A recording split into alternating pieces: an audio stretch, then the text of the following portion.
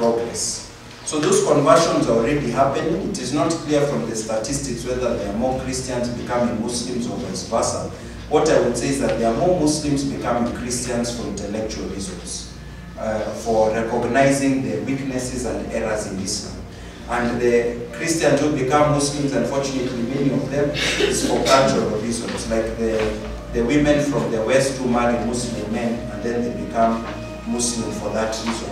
So we have to recognize the challenges, but if we deal with them, we'll be able to overcome them. Because our conviction, and this is what I want to finish by saying, our conviction is we have the truth, and the truth will set anyone free, even the Muslims in their own time.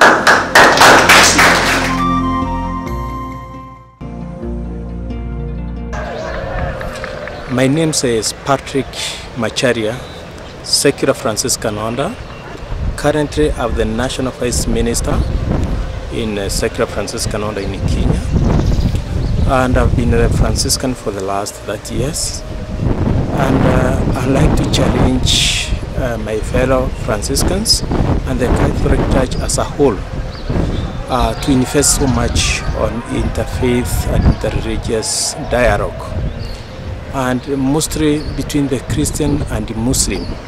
Of late, it has been a challenge for in the society when Christian and Muslim are living together. There had been all this kind of terrorism and radicalization of young people. And sometimes you find that most of the Christians, young people, some of them lack the foundation of the Christian values. So at the same time, I would like to request the church in Kenya and the church as a whole to invest so much on catechism to the young people, and also the dialogue to the Christian and the entire fraternity of Christians.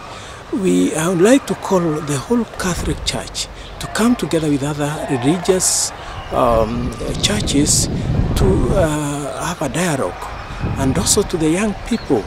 They should embrace the dialogue and call especially the young Franciscan to come together and work together with other young people and have the dialogue and to try to work together in the way that we bring peace and harmony in our society. I would also like to ask the Franciscan fraternities all over, from the religious to the laity, also to embrace the dialogue. I would call upon the Franciscan most of times to make sure that we come together, we learn together, we try to work together in the areas of dialogue, and it should be our first, apostolate. Going back to our father, St. Francis, we remember he approached the Sultan and they dialogued. Thereby before the church, there was the crusades between the church and the Muslim. But Francis went and dialogued with the Sultan, and to date there is all that kind of a good relationship. At the same time, I'd like to appreciate what the Justice and Peace Commission in Kenya is doing, the Franciscan Justice and Peace. They are doing very well, bringing us together and working together, which is very, very, very good. And I would like to call upon them to invest so much on dialogue and to have more meeting to talk about this issue of, of the interreligious coming together. And for that, I would like to appreciate our leaders, those who have brought us together, so that we can be able to dialogue with other religions. Thank you so much, and God bless you. I'm Sister Rita Maris Honor. I'm a Franciscan Sisters of the Immaculate Conception. I work as a nurse at the Kericho. I live with Hope Center dealing with HIV/AIDS patients. I am here to advocate. I'm also the regional superior of the Franciscan Sisters of the Immaculate Conception Kenyan region. I'm here to advocate for eradication or reduction or total reduction in terrorism in our country, Kenya. As I'm from Nigeria, as I've said earlier on, in Nigeria we have similar problem with Boko Haram, which is a terrorist group. It has destroyed, maimed people in the northern part of Nigeria, especially in Maiduguri. That a lot of people have been displaced, a lot of people have been killed, a lot of household has been displaced, people have been raped, especially the 200 children who were adopted, we heard about last year in the news. So as today I'm advocating to our Christians, to our good people of Kenya, that we can actually deal with terrorism by making sure that we know the people who live among us. If we see any characters that are not worthy, we report to the authorities. Let us accept our Muslim brothers. Not everybody is terrorist among them. We have very, very, very many good Muslims out there. Maybe we should use them to preach this gospel of peace, gospel of tolerance, gospel of love, gospel of unity, and gospel of living together as one in community. Our Holy Father St. Francis advocated for peace and oneness.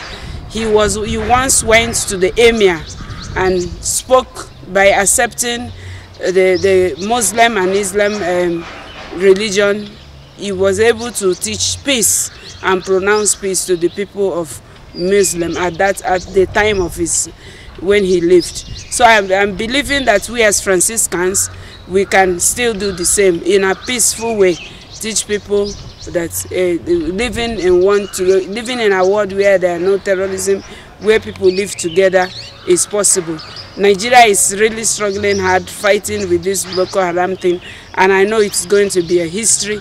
Even here in Kenya, Al-Shabaab is going to be a history, and we live together as one people of God, loving one another, living in unity, setting those values that will help us to know that human life is sacred and is worth safeguarding and worth preserving. As the old saying says, we can't take what we can't create. So if we can't create life, we preserve it. So I just wanted to wish all Christians and Muslims every best in life, and pray that my prayer is that we will live in a world that is harmony, peaceful, and where we will not kill one another because of anything at all. Thank you, and may God bless. I'm a Franciscan Missionary Sisters of Hope, and I come from Kisumu. The organization of the Franciscans family, that is JPIC, invited me to come and be in this meeting today. And I have learned a lot about the integration with other denominations. And as a Franciscan, I feel called to go out courageously with a lot of energy and evangelize. As St. Francis was saying, go and rebuild my church. Today I'm being called as a Franciscan to go and rebuild our fallen country. And especially as you see how we are falling into fear. That is, if you see about the terrorism which is coming up, if you see the problems that are facing the country, the problem with the youth, and all these are not waiting for other people, but we as the Franciscans, and we are ready to do that. Personally, I came to know about it, or I came here to listen, so that I may go out back to my parish with energy.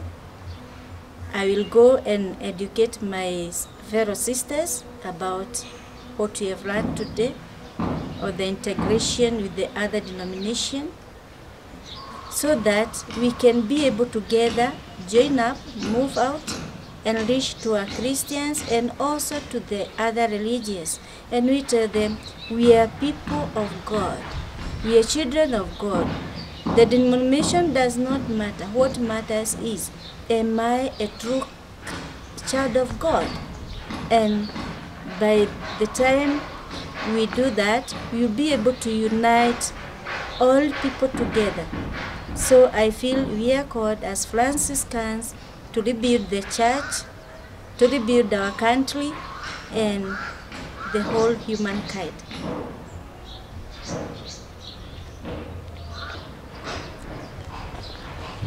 And after that,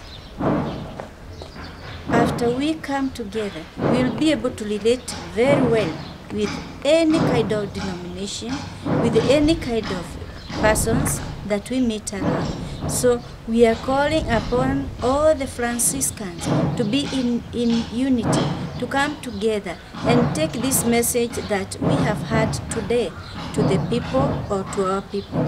Because the terrorism that is going around our country is not affecting only the people who are affected directly, but even us as the church, we are affected, because these are people whom we are living with. They are our parents, they are our brothers and sisters. So when they are being affected outside there, we are also being affected in one way or another, socially, emotionally, and economically. All this is affecting us.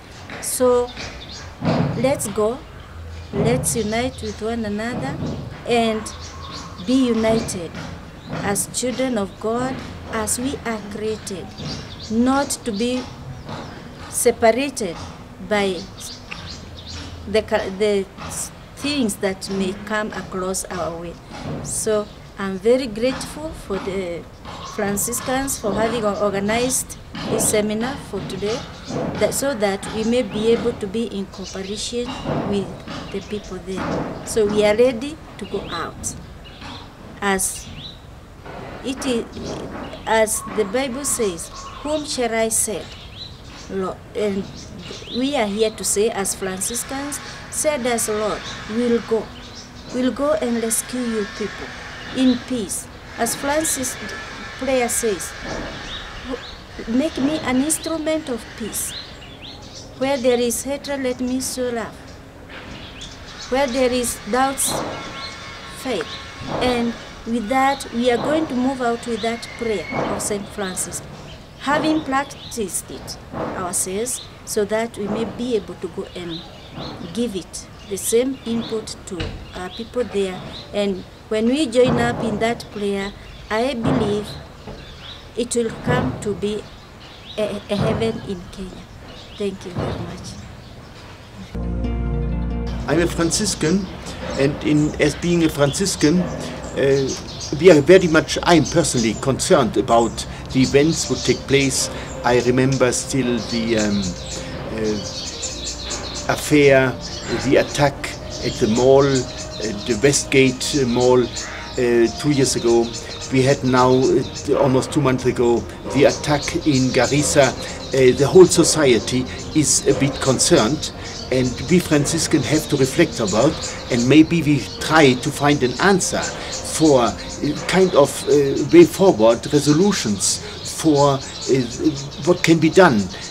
We Franciscans have our peace prayer and our orientation of peace. How should we address in future right now? We work already since a long time with the Muslims, with other religions, and inside the religious dialogue is part of our life. So this has to be intensified, and we should never give up. We should not give up to hope in a better future, and that even we Franciscans, addressing the other religions, addressing ourselves, addressing other churches, the youth, the elderly, the youth in schools, the youth out of schools, the idle youth, they might be in danger to be influenced by radicalism. This word radicalism is a very bad word. It is really harming the heart. It is really destroying life. It is destroying families. It is destroying groups in our society. So the answer can only be more dialogue, more time with one another, more understanding of one another, concern for one another, Catholics, Christians have to know better the life and the background of the Muslims, their history, their cultures. We have to study a bit more the issues, the teaching of the Quran, this holy book, so much appreciated by the Muslims. It is a book of 7 seals for the most Catholics and Christians. So we can do a bit more in preparing ourselves, open up, giving sometimes a hand, greeting one another, facing one another, visiting even church and authorities of the religions, the imam, the sheikhs. They are all approachable. We have the obligation, since Francis have been and went to Damietta to meet the Sultan, so this is our way. We have to start to move first and to give new directions where we as Franciscans and the society as a whole should go to. We have to create vision and even steps of mission. What can be done right now and near future?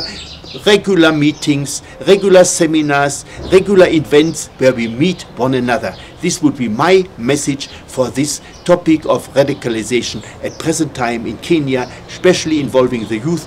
Where can we bring the youth away from alcohol, from drugs, from radicalization, being influenced by destructive ideas, destructive orientation, what brings really demands and radicalism and conflict situation to the whole of society of Kenya. Thank you.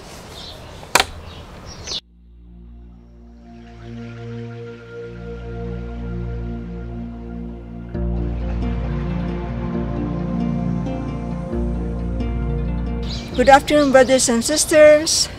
I'm Lillian, a Franciscan missionary of Mary. Just to share my thoughts on what is happening in our country, Kenya. There seems to be a lot of terrorism, radicalism, conflict among peoples of different faiths, not only among Muslims and Christians, but mostly between these two groups of people. As a Franciscan, for me, this is a concern because our Father Francis made a move during his time, which is really something revolutionary during his time.